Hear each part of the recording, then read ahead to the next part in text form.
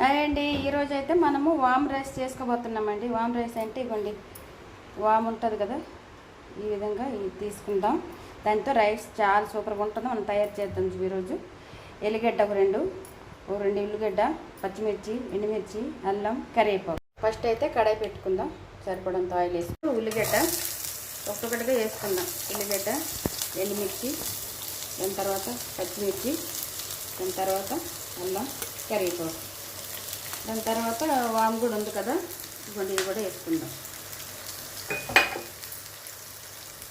ఇవ్వండి ఫ్రై అయింది. మరి ఎక్కువ వేగించకూడదండి, ఎక్కువ వేగిస్తే టేస్ట్ పోతుంది. ఈ విధంగా అయితే సరిపోతుంది. మనం ఉడికించి పక్కన పెట్టుకున్న రైస్ ఉంది కదా, ఇది కూడా వేసుకుందాం. వేసుకొని టేస్ట్కి సరిపడా సాల్ట్, మన టేస్ట్కి సరిపడా సాల్ట్, ఇదంతా బాగా కలుపుకుందాం. వేడివేడిగా తింటే చాలా సూపర్గా ఉంటుందండి. ఇదైతే మీ అందరు కూడా ఒకసారి ట్రై చేయండి. నచ్చితే లైక్ చేయండి, సబ్స్క్రైబ్ చేసుకోండి.